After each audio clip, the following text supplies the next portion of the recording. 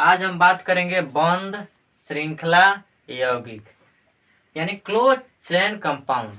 ठीक है, ये क्या होते हैं क्लोज चेन कंपाउंड और उनके types of close chain compound यानी बंध श्रृंखला यौगिक के प्रकार। ये बंध श्रृंखला यौगिक दो प्रकार के होते हैं।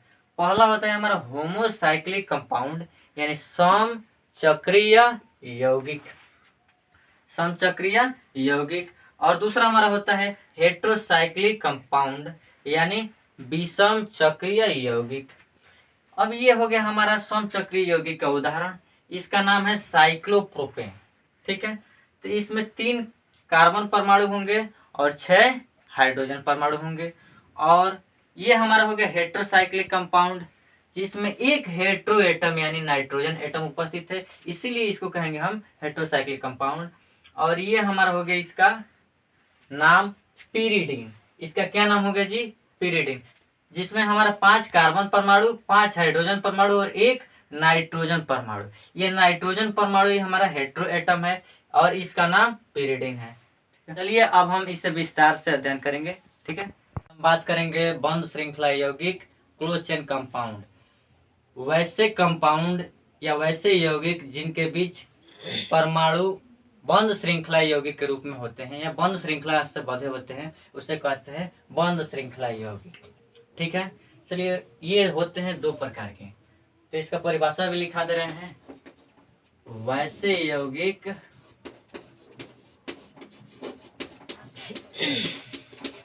वैसे यौगिक जिनमें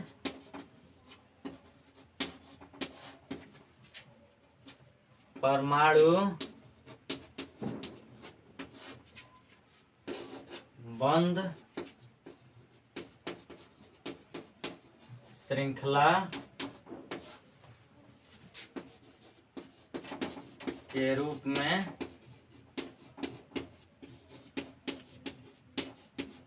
होते हैं, उन्हें बंध श्रृंखला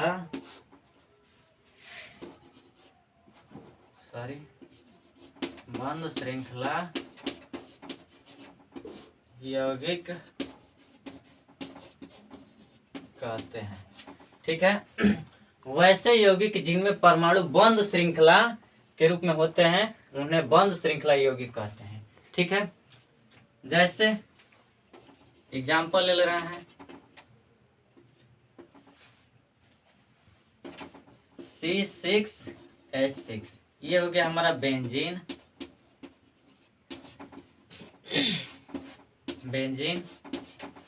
इसका ओपन स्ट्रक्चर होगा, देखिए इसके पास 6 कार्बन परमाणु है और 6 हाइड्रोजन परमाणु है। तो हम पहले कार्बन परमाणु लेंगे C1, दूसरा C4 5 ठीक है, ये हमारा हो गया कार्बन परमाणु। अब हाइड्रोजन परमाणु इसमें जोड़ दे रहे हैं। देखिए सभी कार्बनों के पास एक एक हाइड्रोजन परमाणु जोड़ दे रहे हैं। ये हमारा 1 हाइड्रोजन, दूसरा, तीसरा, चौथा, 5वां और ये 6वां। अब कार्बन की वैलेंसी 4 होती है, इसलिए हम सभी कार्बनों के वैलेंसी पूरा करेंगे। देखिए एकांतर क्रम में, इसका मतलब यह होता है एक के अंतर के बाद दूसरा हम डबल बॉन्ड लगा दे रहे हैं इसमें। तो यहाँ देखिए सिंगल बॉन्ड, इसको छोड़ेंगे और यहाँ डबल बॉन्ड लगा देंगे, फिर इसको छोड़ देंगे और यहाँ डबल बॉन्ड लगा देंगे, फिर इसको छोड़ देंगे, यहाँ डबल बॉन्ड लगा देंगे। अब देखते हैं क्या सभी कार्बनों की वैलेंसी पूरी हो गई। चलिए देखते हैं। ये देखिए 1 2 3 4, यहाँ कार्बन की वैलेंसी पूरी हो गई। अब यहाँ पर 1 2 3 4, यहाँ भी कार्बन की वैलेंसी पूरी हो गई।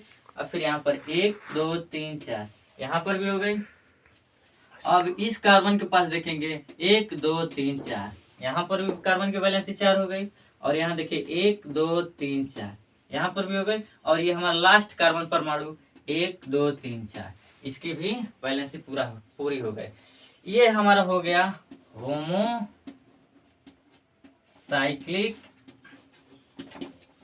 होमोसाइक्लिक यौगिक या होमोसाइक्लिक कंपाउंड। अब देखिए ये हमारा क्लोज चेन कंपाउंड का ही एक पार्ट है। कहते हैं कि बंद श्रृंखला यौगिक कितने प्रकार के होते हैं, तो 2 प्रकार के होते हैं। इसमें से यह एक है उदाहरण होमोसाइक्लिक कंपाउंड का उदाहरण बेंजीन। ठीक है, तो अब हम अध्ययन करेंगे किसके बारे में, बंद श्रृंखला यौगिक कितने प्रकार के होते हैं। बंद श्रृंखला यौगिक मेनली 2 प्रकार के होते हैं। हमारा पहला होगा समचक्रीय यौगिक, समचक्रीय यौगिक, इसका मतलब लिख दे रहे हैं हम होमोसाइक्लिक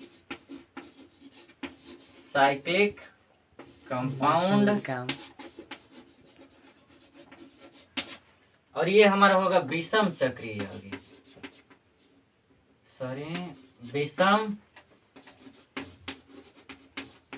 चक्रीय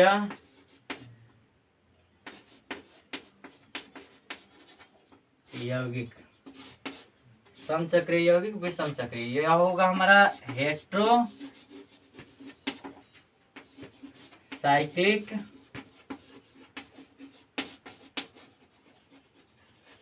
कंपाउंड, हेट्रोसाइक्लिक कंपाउंड।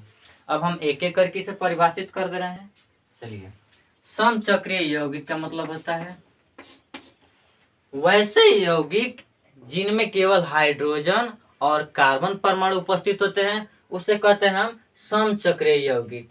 और विषम चक्रीय यौगिक वैसे यौगिक जिनमें हाइड्रोजन और कार्बन परमाणु के अलावा भी कोई परमाणु उपस्थित हो, उसे कहेंगे हम विषम चक्रीय यौगिक। जैसे समचक्रीय यौगिक में हमारा आ जाएगा कार्बन और हाइड्रोजन परमाणु, ठीक है। और विषम चक्रीय यौगिक में हमारा आ जाएगा ऑक्सीजन, नाइट्रोजन, सल्फर, ईटीसी। अगर ये परमाणु चक्र के अंदर आते हैं उसे कहेंगे हम विषम चक्रीय यौगिक। जैसे उदाहरण ले रहे हैं हम सी, सिंगल बॉन्ड सी, फिर सिंगल बॉन्ड सी और सिंगल बॉन्ड सी। इसमें देखेंगे हम लोग 3 कार्बन परमाणु सिंगल बॉन्ड के द्वारा क्या हुए हैं, बंद है, एक चक्र में बंद है। कार्बन कार्बन परमाणु एक चक्र के द्वारा बंधे हो या फिर बंद हो, उसे कहेंगे हम समचक्रीय यौगिक, केवल कार्बन परमाणु। तब हम बात करेंगे विषम चक्रीय यौगिक। विषम चक्रीय यौगिक वैसे यौगिक जिनमें कार्बन कार्बन परमाणु के अलावा भी अगर कोई परमाणु उपस्थित होते हैं, उसे कहेंगे हम विषम चक्रीय यौगिक। तो चलिए एक उदाहरण से समझते हैं इसे अब। जैसे देखिए इसमें नाइट्रोजन, नाइट्रोजन क्या है जी, कोई अलग परमाणु है, कार्बन कार्बन के अलावा भी अलग परमाणु है, इसलिए इसे कहेंगे हम विषम चक्रीय यौगिक। लेकिन यह देखिए इसका वैलेंसी पूरा नहीं है कार्बन का वैलेंसी होता है 4, कार्बन का वैलेंसी कितना होता है जी 4, और नाइट्रोजन का वैलेंसी होता है 3, ठीक है। तो कार्बन का वैलेंसी 4 होता है, तो चेक करते हैं 1 2 3, अभी भी एक बाकी है, तो हम लगा देंगे एक हाइड्रोजन, 1 2 3। इसका भी एक बाकी है, तो ये एक हाइड्रोजन, इसके पास एक हाइड्रोजन, इसके पास एक हाइड्रोजन और इसके पास एक हाइड्रोजन। अब नाइट्रोजन का चेक करते हैं 1 2 3, नाइट्रोजन का तो पूरा है, तो इसका नाम होगा पिरिडीन, ठीक है, पिरिडीन,